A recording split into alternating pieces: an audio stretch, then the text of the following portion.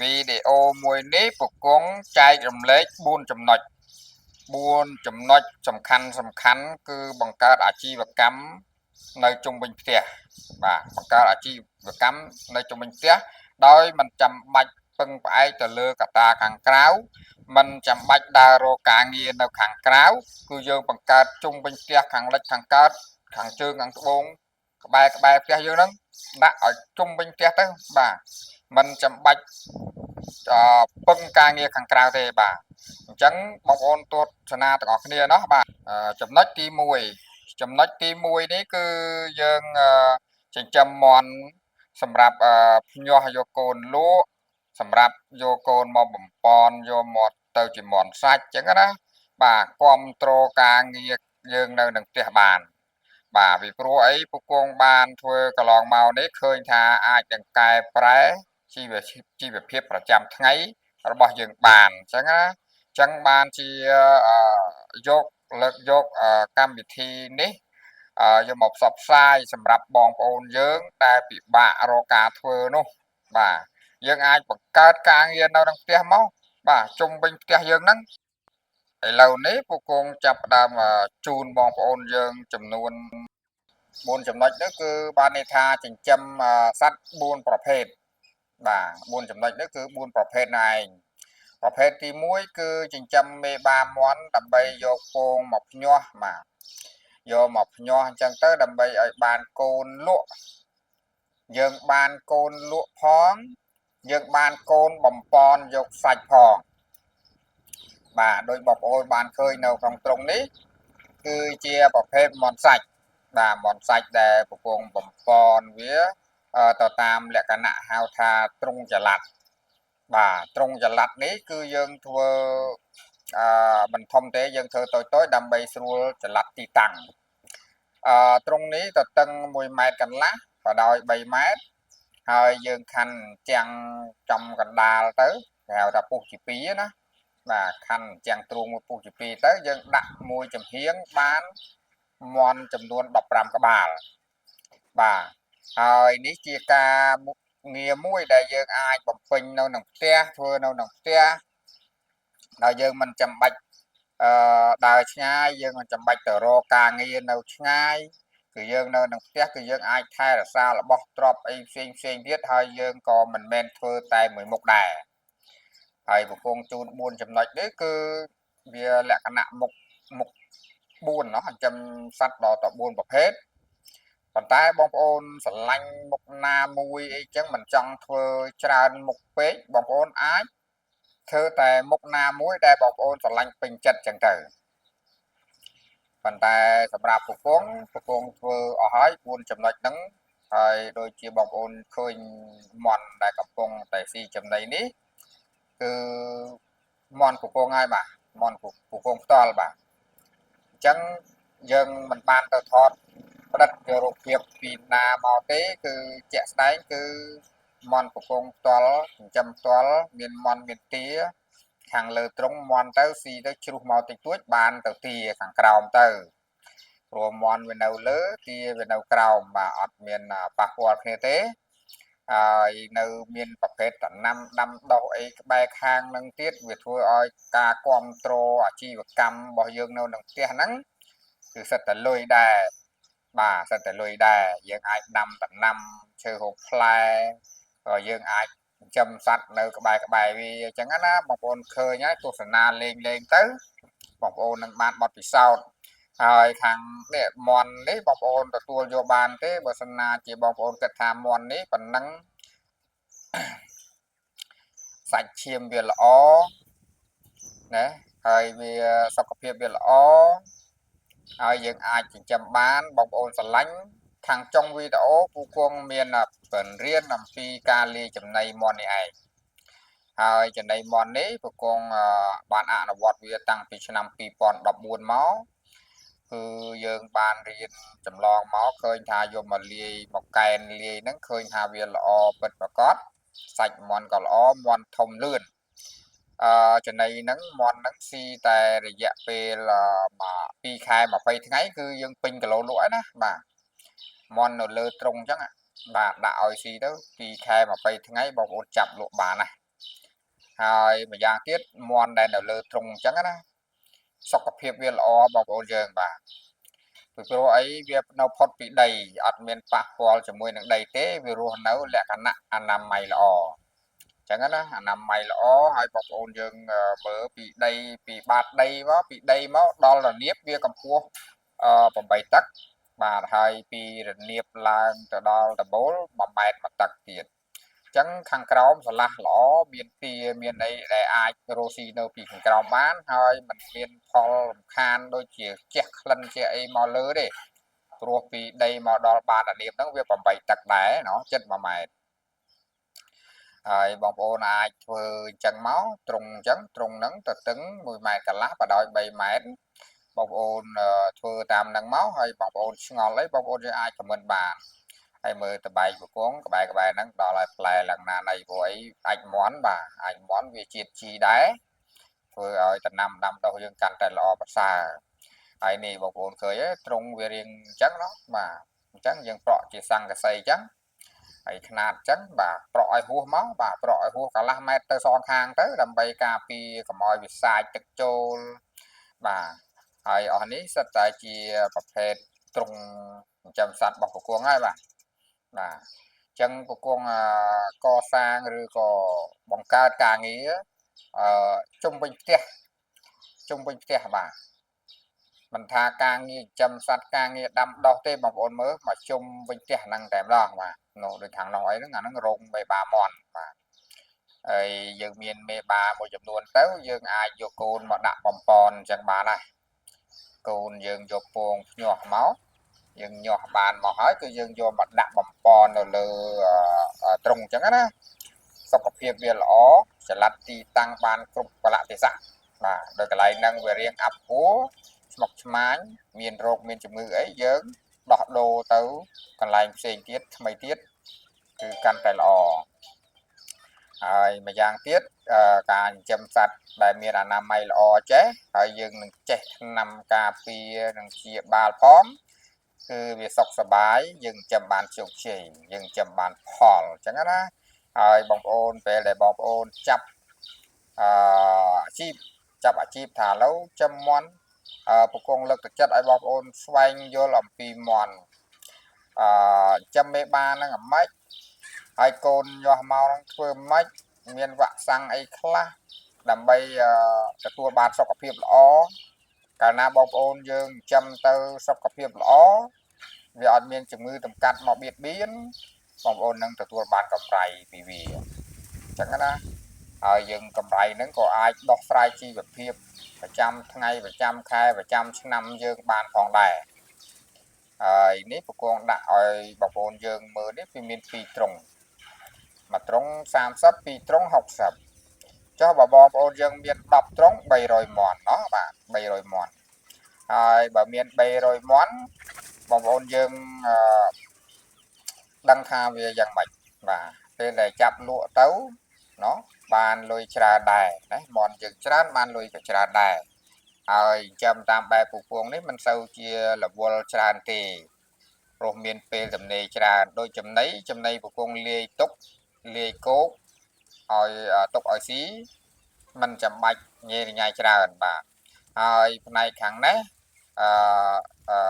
មុខរបរទី2នេះគឺការចិញ្ចឹមកង្កែបការចិញ្ចឹមកង្កែបនេះបងប្អូនយើងមិនចាំបាច់ចំណាយទុនច្រើនទេបាទបងប្អូនយើងចំណាយតែមានតង់ត្រឹមតែ4 5តង់ណាតង់2គុណនឹង5តែ5មកហើយបងប្អូនយើងទិញមេបាពូជឲ្យបានតែ5គូមកណាមេ5ឈ្មោល5ស្មើនឹង5គូបងប្អូនយើងយកមកប្រកាត់មកយកកូនតណាអស់បងប្អូនយើងបាទហើយការចិញ្ចឹមកែបនេះបើបងប្អូនយើងធ្វើវាដៃស្អិតមួយឆ្នាំឬក៏2ឆ្នាំហ្នឹងបងប្អូនអើយរីកចម្រើនមែនទែនបាទកុញរកកន្លែងដាក់គ្មានបាទហើយនេះមេកមុំរបស់ពគង្គទេបាទបងប្អូនឃើញទេសិតតែពងឲ្យឡើងកពីងណាហើយមានតែ5គូទៅបងប្អូនយើងដឹងថាបង្កជាអាជីវកម្មមួយបានយ៉ាងល្អបាទពីព្រោះអីពពងធ្វើរួចហើយបងប្អូនយើងបាទអូ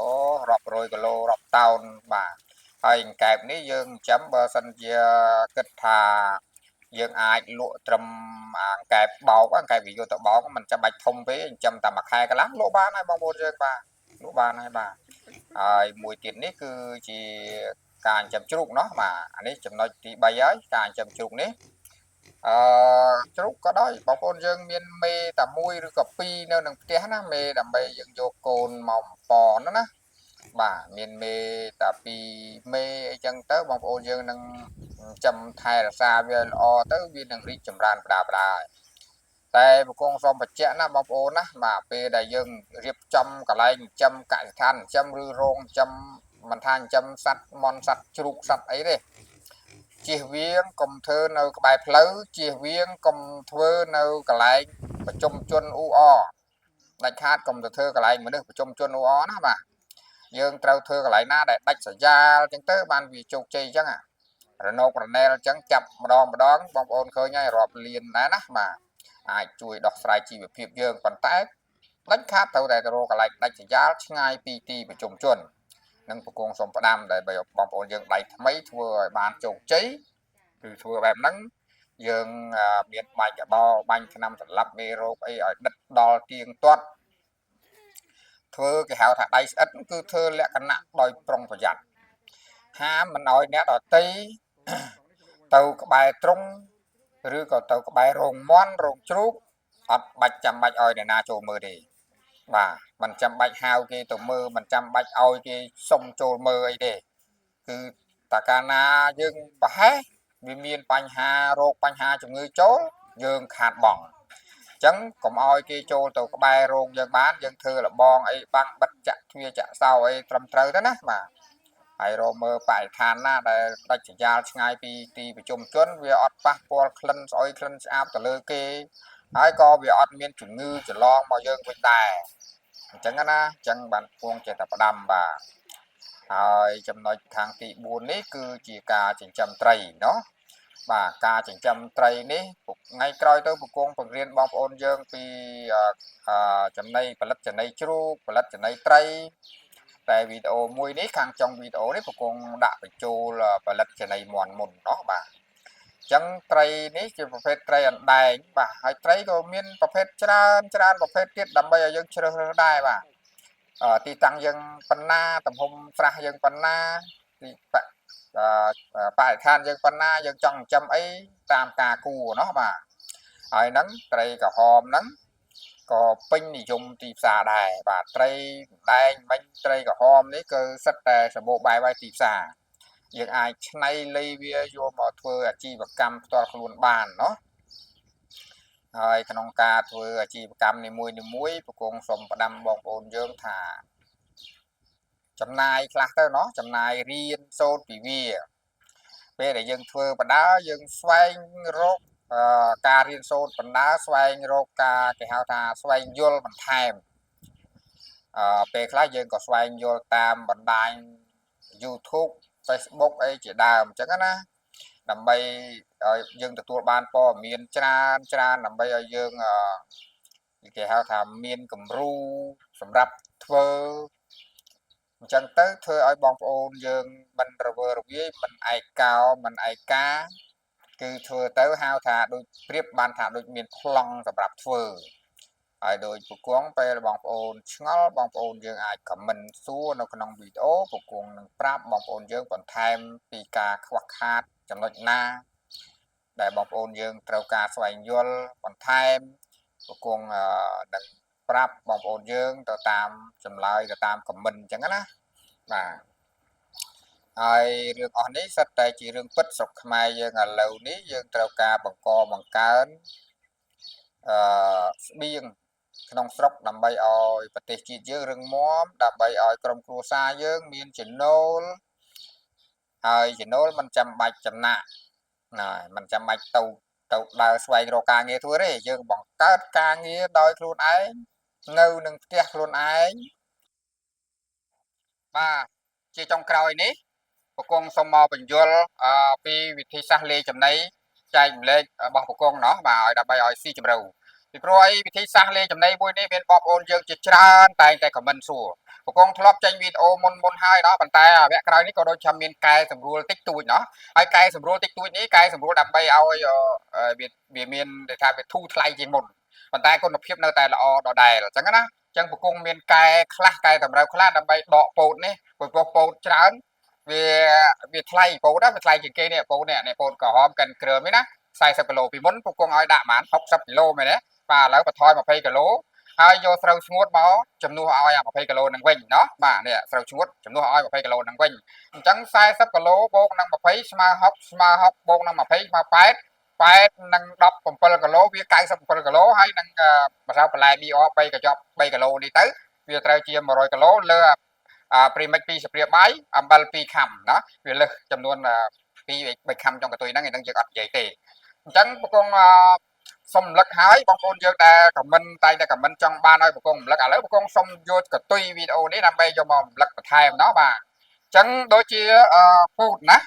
ពោតកិនក្រើមនេះចំនួន40គីឡូណោះបាទក្រើមណាកិនក្រើមហើយប្រកងសុំបញ្យល់ហេតុអីបានប្រកងថាកិនក្រើមមិនកិនឲ្យម៉ត់ទៅការកិនម៉ត់ហ្នឹងវាមានផលល្អឬក៏ផលមិនល្អនៅលើការកិននឹងដែរសម្រាប់ពោតណាបងប្អូនយើងបាទដូចជាពោតកិនក្រើមហើយនឹងកិនម៉ត់ប្រកងលើកឧទាហរណ៍ហ្នឹងណាបើកាលណាកិនម៉ត់មន់ស៊ីចូលទៅក្នុងពោះវានេះណាគឺអត់មានគេថាជុះមកវិញភ្លាមឬក៏ដូចថាវាឆ្អែតបានមួយផ្លេតវាឆាប់ឃ្លានវិញតែបើសិនណាជាកិនក្រើមក្របដុំអញ្ចឹងណាវាធ្វើឲ្យការស៊ីនោះវាឆ្អែតបានយូរណាបាទស៊ីទៅឆ្អែតបានយូរណាបាទស៊ីឆ្អែតបានយូរនៅក្នុងសង្ងំនៅក្នុងពោះបានយូរវាធ្វើឲ្យការចិញ្ចឹមអាហារចិញ្ចឹមរាងកាយវាហ្នឹងឲ្យបានវាល្អជាងអាការស៊ីម៉ត់ដូចមនុស្សយើងបង្គងលើកប្រៀបធៀបថាដូចមនុស្សយើងធ្លាប់តែហូបបបរណែហូបបបរមួយចានហើយនឹងហូបបាយមួយចានបងប្អូនថាមើលមួយណាដែលធ្វើឲ្យឆ្អែតបានយូរណោះប្រកាសជាបាយឲ្យឆ្អែតយូរជាងបបរណោះបើសិនជាញ៉ាំបបរមួយចានណា1ម៉ោង2ម៉ោងក្រោយមកឃ្លានណាតែបើញ៉ាំបាយបាន3 4ម៉ោងបានឃ្លានហើយបើមួយទៀតបើសិនជាញ៉ាំបាយក្តាំងបាន5ទៅ6ម៉ោងព្រោះបាយក្តាំងវាក្រៀមវារឹងអញ្ចឹងណាវាក្ររលាយដូចគ្នាណោះដូចគ្នាកាលណាយើងលាយរបស់ឆាប់រលាយសត្វចិញ្ចឹមយើងស៊ីទៅមិនងាយឡើងគីឡូទេហ្នឹងហើយអាហ្នឹងវាសន្តានភាពលាយឲ្យមេបាពូជអីដែលគេមិនចង់ឡើងគីឡូនោះអាហ្នឹងគេលាយត្រង់ត្រីផ្សេងអញ្ចឹងណាត្រូវការម៉ត់ទៅស៊ីអត់ឡើងគីឡូអញ្ចឹងក៏ស្រូវនេះមានបងប្អូនខ្លះគាត់ចេះតែខមមិនសួរថាស្រូវហ្នឹងយើងត្រាំយើងបដោសអត់អញ្ចឹងណាសម្រាប់ប្រគងបកស្រាយនៅក្នុងវីដេអូនេះច្បាស់បើកាលណាយើងចង់ឡើងគីឡូកុំបដោសស្រូវស្ងួតមិនបាច់ត្រាំទេយកមកលាយដើម្បីឲ្យម៉ត់ឲ្យសពចូលគ្នាណោះឲ្យលាយឲ្យសពចូលគ្នាហើយសពចូលគ្នាហើយយើងយកវាច្រកបេច្រកករងទុកសម្រាប់ដល់ពេលដែលយើងត្រូវដួសដាក់យើងដួសដាក់តែម្ដងអញ្ចឹងរូបមន្តចំណីមួយនេះគេហៅរូបមន្តចំណីពីបន្លែចំណីម្សៅបន្លែ BR អញ្ចឹងរូបមន្តមួយនេះគឺចំណេញពេលវេលាអត់ឲ្យបងប្អូនយើងហត់ទៅរកបន្លែទៅរកអីញ៉ែញ៉ៃយកមកហាន់រវល់កូនរវល់ចៅអស់ពេញមួយផ្ទះទេអញ្ចឹងកាលណាលាយវាឲ្យទុកទៅដល់មកដាក់ទៅដួសដាក់ទៅណោះទៅដួសដាក់ទៅអត់ខ្វល់ពីរឿងថារវល់ធ្វើនេះធ្វើនោះទៀតទេបាទអញ្ចឹងមិននិយាយពីពោតគឺអត់និយាយពីស្រូវបាទនិយាយពីស្រូវគឺត្រូវតែស្រូវស្ងួតណាបាទអត់ត្រាំហើយក៏អត់បដោះដែរអាហ្នឹងសម្រាប់ឲ្យឡើងសាច់ឡើងគីឡូបាទទី2កតក់នេះมันប្រកាន់ទេណាកតក់20គីឡូនេះអត់ប្រកាន់ទេអាប្រភេទមិនក៏បានដែរឲ្យតែកតក់ណាបាទនេះកតក់នេះណាបាទហើយទី4មេចំណីជ្រូកណោះមេចំណីជ្រូកហ្នឹងវាប្រូតេអ៊ីនវាស្មើនឹង46%ណាបាទប្រកងសរសេរត្រេះតិចចុះ46ភាគរយណាបាទប្រូតេអ៊ីន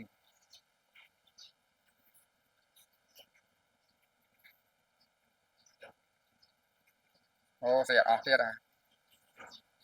អូស្អីអត់ប៉ុណ្ណឹងមើលយល់ប្រូតេអ៊ីន46%បងប្អូនណាបាទហ្នឹងហើយប្រូតេអ៊ីន46%ណោះក៏សរសេរផងហើយប្រាប់តាមមាត់ផងបងប្អូនឮគាត់ទៅឮថា46ប្រូតេអ៊ីន46%មេចំណីជ្រូកហ្នឹងគឺវាតម្រូវមកប្រូតេអ៊ីនវា46%នឹងតែម្ដងប្រគងប្រើក្រុមហ៊ុនសុកប៉ែប៉ុន្តែតំបន់បងប្អូនមានអីយើងអាចប្រើនឹងបានឲ្យតែមេចំណីជ្រូកមេចំណីជ្រូកនេះឯងសន្តានភាពវាដូចតតុអញ្ចឹងបងប្អូនណាអត់មានក្របទេគឺវាម៉ត់ដូចតតុតែម្ដងអញ្ចឹងវីដេអូមួយនេះប្រគងលម្អិតខ្លាំងណាស់បាទលម្អិតខ្លាំងណាស់បាទដូចកតុម៉ត់ឈឹងដូចកតុហើយធំក្លិនឈ្ងុយបាទមួយទៀតម្សៅបន្លែ BR ម្សៅបន្លែ BR ហ្នឹងបងប្អូនធ្លាប់ដឹងហើយទូទាំងប្រទេសហើយម្សៅបន្លែ BR ជាកញ្ចប់ហ្នឹងណា បាទនេះម្សៅបន្លែ BR នេះបាទទេណាម្សៅបន្លែ BR នេះគឺបងប្អូនធ្លាប់ដឹងហើយបងប្អូនប្រើច្រើនណាស់ហើយក៏ល្អច្រើនណាស់បងប្អូនយើងទៅសើមិនដាច់ពីមាត់ទេរឿងម្សៅបន្លែ BR នេះណោះបាទហើយម្សៅបន្លែ BR នេះបងប្អូនសួរថាទិញឯណាតាមដេប៉ូលក់ចំណី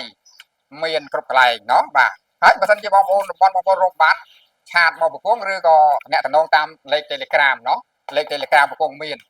តាម Telegram ផ្លេតបានភ្លាមណាបាទអរគុណហ្នឹងហើយចឹងម្សៅបន្លែ BR បងប្អូនបានឃើញកញ្ចប់ហើយមិញណោះប្រគងបង្ហាញកញ្ចប់ហើយនេះ3គីឡូហ្នឹងស្មើនឹង3កញ្ចប់បាទ3កញ្ចប់ចឹង premix នេះអត់មានកញ្ចប់បង្ហាញទេណោះប៉ុន្តែគ្រាន់តែដឹងថា premix នេះបើសិនណាជាឆ្ងល់អាច comment សួរប្រគងបន្ថែមបានណោះ premix គេហៅ premix mineral ហ្នឹង2ស្លាបព្រាបាយណា2ស្លាបព្រាបាយចឹងប្រើវាតិចជាងគេហើយអំបិលម៉ត់អំបិលដែលយើងស្លហូបហ្នឹងណាបាទអំបិលម៉ត់ហ្នឹងគឺ2ខាំហើយបូកសរុបទាំងអស់ហ្នឹងទៅ100គីឡូណាបាទ100គីឡូហើយបងប្អូនសួរទៀតថាពួកគួងលាយចំណីនឹងចូលគ្នាហើយខ្ញុំចង់សូនជាគ្រាប់បានដែរឬអត់បានណោះបានកាលណាយើងលាយហើយយើងសូនទៅបើកាលណាវាស្ទើរសំណើមអីចឹងយើងសូនវាអត់គៀបទៅវាអត់សូវស្អិតបងប្អូនអាចហាន់តកួនស្រស់ណោះហាន់តកួនស្រស់ឧទាហរណ៍ថា10គីឡូបងប្អូនអាចហាន់តកួនស្រស់កន្លះគីឡូអីយកមកច្បល់លាយមកណាច្បល់លាយមកហើយធម្មតាតកួនស្រស់វាមានជាតិជ័រជាតិស្អិតចឹងណាលាយឲ្យសពហើយបងប្អូនបញ្ចូលទៅម៉ាស៊ីនខ្សូនទៅចេញមកវិញគឺស្អាតតែម្ដងរលូនតែម្ដងវាស្អិតជាប់វាគៀបជាប់ល្អបាទហ្នឹងគឺអញ្ចឹងហើយប៉ុន្តែយើងបងប្អូនយកទៅសូនបងប្អូនអាចសូនហើយច្រកបេច្រកក្រងទុកបានទេទាល់តែយកទៅហាលទៀតហាលឲ្យវាស្ងួតរឿងល្អទៅបានបងប្អូននឹងច្រកទុកទៅណាបងប្អូនយើងអាចធ្វើ4 5ថ្ងៃអញ្ចឹងឲ្យវាស៊ីមួយខែអញ្ចឹងទៅអស់ចាំធ្វើទៀតអញ្ចឹងណាបាទអស់ចាំសូនទៀតអញ្ចឹងទៅបាទហើយក្នុងគណៈចន្លោះទាំងអស់នេះបើសិនបងប្អូនយើងឆ្ងល់បងប្អូនអាចសួរខមមិនសួរប្រគងបន្ថែមប្រគងនឹង